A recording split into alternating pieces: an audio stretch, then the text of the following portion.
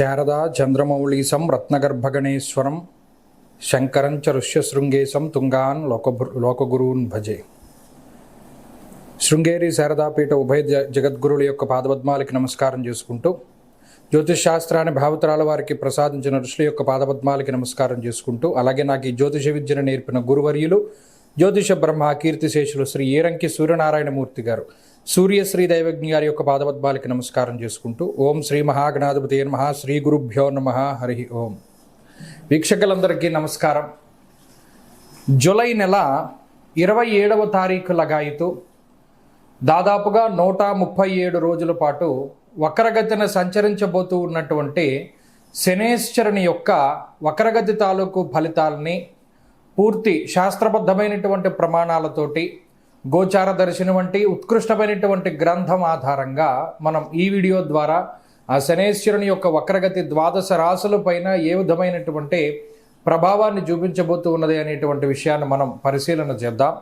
ముఖ్యంగా ఈ వక్రగతి గురించిన కొన్ని ముఖ్యమైనటువంటి విషయాలను కూడా మనం పరిశీలన చేస్తే, జూలై 27వ తారీఖు సోమవారం నుండి రేవతి నక్షత్రము 1వ పాదంలో ప్రారంభమయ్యేటువంటి ఈ శనేశ్వరుని యొక్క వక్రగతి దాదాపుగా 10వ తారీఖు డిసెంబర్ నెల వరకు 137 రోజులు, అంటే గురువారంతో 10 డిసెంబర్ గురువారంతో పూర్తవుతుంది.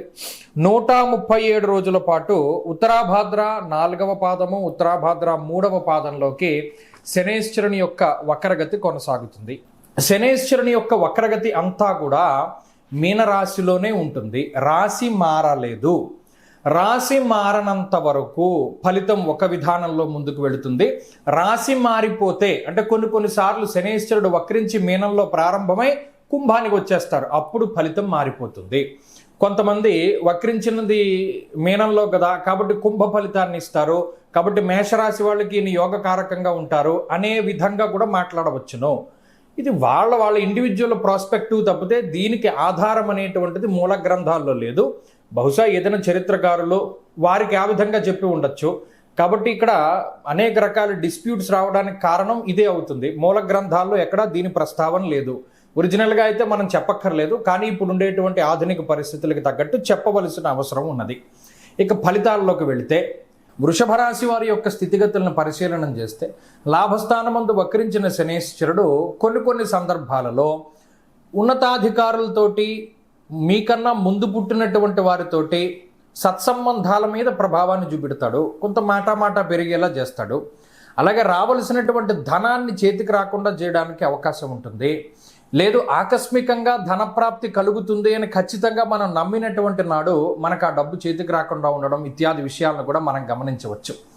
అలాగే కొన్ని సందర్భాల్లో అవకాశాలను సృష్టించడానికి కూడా అవకాశం ఉంటుంది. అంటే అసలు అక్కడ అవకాశం లేదు, మనకు వదిలిపెట్టేశాం, కానీ ఏదో ఒక చిన్న అవకాశం వస్తుంది. కానీ మీరేంటి ప్రిపేర్డ్గా లేరు. అరే మనకి ఇది వస్తుంది అని మనకి తెలియనప్పుడు మనం ప్రిపేర్డ్గా ఉండం కదా, దాన్ని చేజార్చుకుంటూ ఉండడం, ఇటువంటి వాటికి ఎక్కువ ఇది ఉంటుంది. అందువల్ల ఏం చేయాలి అంటే ఎప్పుడూ జాగరూకతతోటి ఉండాలి. వృషభ రాశి వారికి ఈ వక్రగత శనేశ్వరుడు ఏదో ఒక అద్భుతం చేయడానికి అవకాశాన్ని ఇస్తాడు. దానికి పెద్ద టైం ఉండదు, వెంటనే అందిపట్టుకుంటే మీరు చక్కగా ముందుకు వెళ్ళగలుగుతారు. ఇది ముఖ్యమైన విషయం. అలాగే దేశాంతరవాసం చేయాలి, విదేశాలు వెళ్ళాలి, అటువంటి వాటికి అవకాశాలు ఇస్తారు.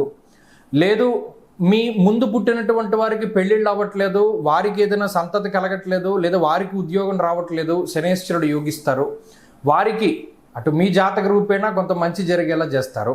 కాబట్టి ఇలా వృషభ రాశి వారి యొక్క స్థితిగతులను మనం క్లుప్తంగా చెప్పుకోవచ్చు.